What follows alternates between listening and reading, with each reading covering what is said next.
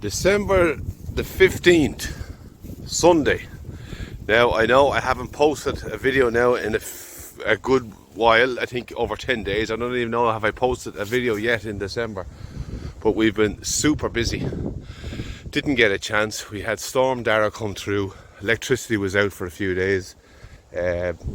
Lots going on in the background, but I'm hoping to get back into a regular update and posting of videos from now on in. We're halfway through December. We have slowed up the cattle as much as we possibly can. I had them in here for the last week. As you can see, the ponies are directly behind them there. I've had a lot of trouble with calves lately, to be honest with you. That is another thing why I haven't been posting. I have the Renegade crew plus a couple of other calves, and even there's a little Rony heifer in there. Belle, her name is, you'll know her. She has been giving me trouble too. They're not respecting my fence. I've checked it umpteen times. I've lots of power. I put in 2 wires, so they've just been acting the maggot. So I think I have them under control.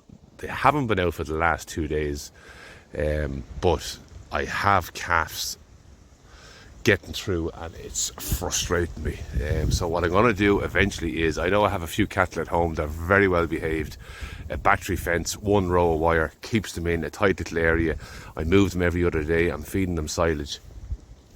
So I probably will bring them back down here in the new year, and as soon as I get an opportunity, I'm going to cut out those offending animals and get them home and put them on the mains fence and give them as much training, I'll call it, as I possibly can. I'll tighten them up and I'll give them a few wraps of what a real strong fence is like, and hopefully try and put manners on them.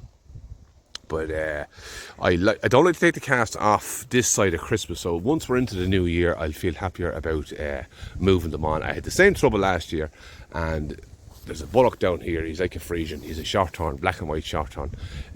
He was a big offender last year. He jumps the wire the odd day. They take turns, but I find when I'm moving them daily, they tend not to come out as much. But when they're left in a place for more than 3 days, that's when I notice they're used to the movement, and they get frustrated. Even though they've been well fed with the silage, they're used to the daily moves. So you can actually, they hear my voice now. I'm after doing a bit of fencing.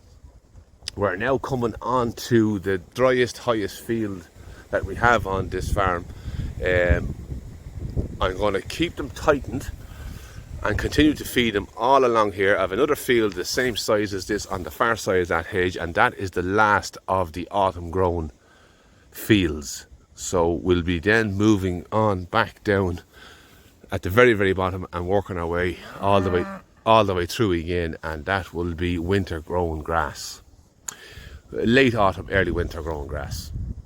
So this is what we're coming on to now. So it's lovely and green. We have, as you know yourselves, we had a few storms come through, and in between the storms we had low temperatures, some very frosty nights, and it's actually mild now. So this week was a lovely, calm, settled week, and it wasn't overly cold either. So there is the smallest little bit of picking and growth coming on through. Maybe in the next video I'll show you what it looks like after a week or so after the cattle have come through. There is still that little bit of growth. Now this year I didn't, let me walk down to the cattle. This year I didn't do much topping at all. I was on for not topping and using the ponies to clean up them rushes, because the ponies and the cattle tramping, they tend to, and the donkey tend to do a lot of impact to them rushes. But probably this year, because I didn't top them, they're extra strong and they're not very palatable.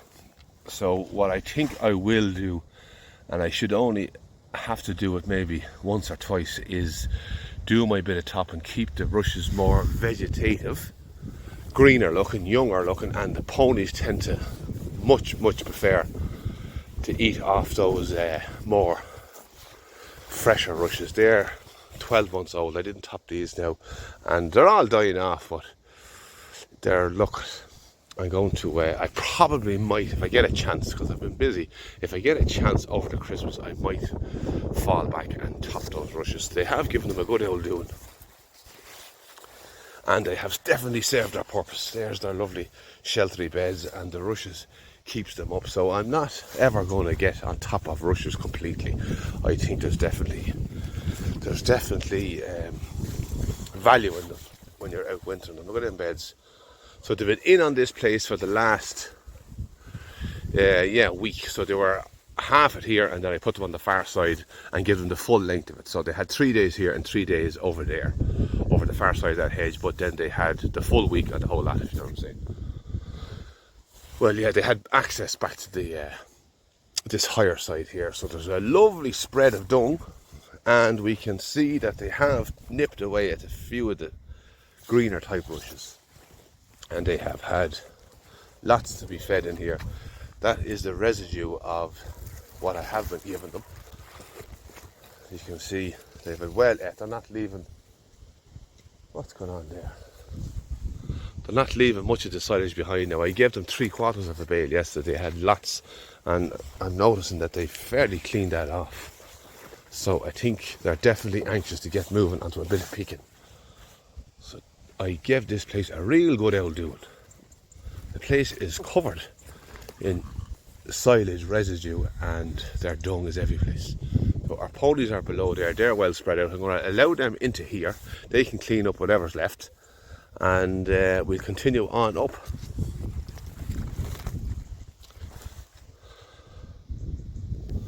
So yeah, so the 15th of December, where we've only 2 weeks left, just over 2 weeks left of this year, and once we're into January, once we get past winter solstice, I will definitely start to feel that we're not over the hump, but at least on the top of it. And it's we'll get a little bit of a stretch then coming into the middle of the January, which is not long away. 1 month more, and we will be well psychologically over the hump. But I won't get too excited. Some of the harshest weather could be ahead of us yet. March can be a real bad month. If you get through March, they say you should live for the year. That's what I was told when I was young. March is a tough month for man and beast. So I'm going to open up this fence now and allow them through. They have access to both sides of that hedge, and I'm going to hold them up on this for maybe 3 days, depending on how well they behave. Exactly dependent on how well they behave. And what else will I do? Yeah, that's it. And then I can just move them up. Then I'll be giving them squares all the way along that field, and hopefully that will get me out of it until the new year. New Year's night, then I may put them into the field across the way. Now look, at all them things could change, but that's my plan in my head.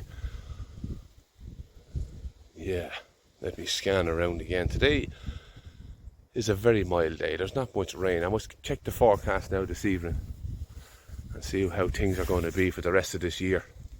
But yeah, these are anxious and I'm anxious to get them moving, so I'll do that now and I'll be back in a sec. I'm after letting the cattle in here now, and my phone, whatever happened, never recorded any of it. So I was talking away to myself there for the last 5 minutes, and none of it is on. None of it is on my phone. So they've come in. I still haven't moved the ponies. I'm going to walk on up into them. I was going to do a little bit of a scan through them, and I said that I'll wait until I have the ponies in. But that's because I thought I had them on video coming through the gap and into their new little area here. I was on about the little bits of bags that the springers are putting up. You can see Maverick here starting to soften. 100% she is. She's holding condition well. I'm very pleased with her. The lady that gave me trouble, it's a love-hate relationship I have with her, and it's Belle over there. You can see that she likes to graze along the wire, and she goes down on her knees in front. Her full brother did the very, very, very same thing. But this lady now is starting to put up a bit of a bag too. I'm going to have to go back on my dates and check out when I left Jasper the Bull in. I've no plan yet for breeding season. I'm going to get the cows calved first before I do any thinking of that, or even get the few of them calved before I think about that, but I'm very fond of this lad. I'm going to keep a tight eye on this boy to see how he turns out. He is just almost exactly like I would like. He's nice and broad, short little legs on him, and I know he's related to a few here, but I'd have to split him up and bring only cows that he's not related to if I was to use him. But look, that's for another video. I'm looking forward to now, after the new year, we can start concentrating on which of the cows or heifers is going to calf first. But I do believe that we have a couple of heifers that are going to calf fairly early-ish. Bella's one of them, and I have a little Galloway. Where is she? Belty Bug's calf from last year. I think they were in with Jasper when I got him first. They weren't meant to be in with him, but they were in with him. I didn't think they were bred, but I never saw them come bulling either. So, and I know they're in calf now for a fact. This lady here, so they could be calving fairly early. So I'm looking forward to that too. So I'll move these ponies and I'll be back and I'll have another little scan through them, and yeah, we'll chat then. Right, today's moving day. Luna, Pedro, Teddy, and who's behind the hedge there? I have Potchine and Moonshine in there, and Donkey's below. He's coming up now as well. So the carry on is these have been in on this fairly largest wipe of land. There's a little bit of ground behind the hedge on both sides there and on both sides of this hedge as well. So they have been in here for the last week also. Or even 10 days. I'm losing track now, to be honest with you. I know I haven't made videos in the last while, but yeah, I need to just double down and refocus. But I just know that they have had plenty to pick on, and the cattle have been in here and they've been getting fed. I wanted to give this place a real good impact, and I wanted to throw down a lot of fertility on it. That's why I held them up on it, because this place tends to be very rushy.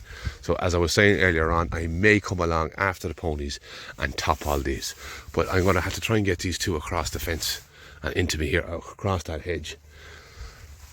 Potchine, come here, boy. Come on, come in. Maybe if I let these through, they might get anxious and then come in. So all I do with these is I lift the wire and they go under. Donkey, he's coming now. Yeah, wait till you see Donkey coming. That's the boy, Donkey. Come on, boy, keep moving. So this lady's back in foal. She is due to foal in April. She was under pressure last year, but she's definitely improving. She was away jumping the year before that. So she came back in foal to Midnight, who is away now with another foal over on another bit of ground, having been weaned. So this lady is carrying to Coral Bambi, and she will be foaling in April. Yeah, that's right, yeah. Right, I'm going to open up this fence, or lift it up and see will they go under it. They will go under it. Now, boys and girls, come under. Donkey, you as well. Come on, boy. Potchine, Moonshine, come on. No, they're not one bit anxious.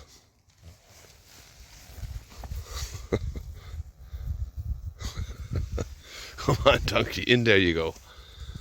That's the boy, no bother to you. No, just these other two. Potchine. Moonshine, come on. Come in. No, they're not going to come. I'm going to go over and hunt them over here, and I'll let them in underneath the fence. I'll be back in a sec. Come on, in under. Go on, get in. Now, there we go. So this is what it looks like after the cattle have gone through. You can see them green spots again. The ponies will eat all them up, and they move on up and follow the cattle. So this is what it looks like after the ponies. So it was a little over 7 days. I'm going to check back on my records and find out exactly how long it was. But it's amazing what the ponies can live on after what the cattle have left behind. Just lots of picking in there. Oh, I'm out of breath again. Right, okay. I'll stop this now. I'll tidy up my fence and I will have a last little scan through the cattle and the ponies, and we will be done on this little video. So I'll be back. So a quick little scan. I'm just down here tidying up the fence after the ponies. This is where the ponies have been for the last while. They're up here. I'm down the hill. I'm taking up my fence here, and you can see the green picking that's already coming. Halfway through December, at the very end of the year. So definitely the impact that they're causing is definitely a positive impact. So this has rested over a little over a week, and they're just off here. I'm very happy with that. So they won't be back on this place until we are 3 months from now. December, January, February, March. Be very interested to see what this place looks like in March, in the dormant season, the apparent dormant season. Very good. Right, okay, I have my 2 wires in, and I have my fence walker beside it. Now hopefully she'll have manners. You can already see she's pushing out that lower fence. I haven't the power on, but I'm going to go and turn it on now and give her a bit of a rap. So her full brother was the same, and he happens to be the father of them calves, the non-ruby calves. He happens to be the father of them, so that's why I'm having trouble this year. It's amazing how these traits are passed on. So Belle there will probably be the second heifer to calf, or the second calf we'll have this year, and the first lady to calf I'm watching is Belty Bio's little heifer here.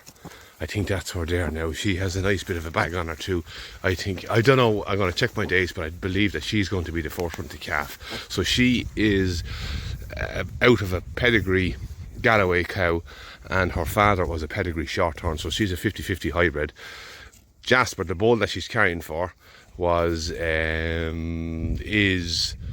50% Galloway, and he has Hereford in there, and he has Shorthorn in there. So I'm getting a call now, so I'm going to end this video now fairly sharpish. So this is the lady we're going to be watching in the new year for calving first. She's super quiet normally when she's eating away at her silage, but she tends to walk away on me when she's out grazing. So she was a bit of a fence jumper herself, but she has definitely quietened down. She hasn't given me any trouble this winter so far. So I'm very fond of this lady, and she's a bit springy looking in the back there. So she probably has maybe around 6 weeks left. So I'm going to go on now. There's people starting to ring me, so I probably have other things to be doing. Let me have a look on through over the far side of this hedge. So they have a bit of ground in there, a bit of ground in there, and they have this long strip in here. This is going to do them for the next 3 days, 4 days. We'll see how we get on. There's my track there. There's a bit of water came down last night. That's my track that I use for coming in and out. It's a road. So let me walk on up to my favourite calf this year as well. He is out of pedigree belted Galloway, and a black shorthorn cow out of a Hereford. So there's a few different bits of genetics in this boy, and I like the stance and the walk and the look at this fella. Lovely soft coat on him as well. So yeah, I'll be keeping an eye on him in the new year, and we work out what we're going to do with bulls. So for now, on the 15th of December, I will say that I'll get a couple of videos in before the Christmas as well. Hopefully, all going well. So for now, on the 15th of December, I'll say good luck and goodbye.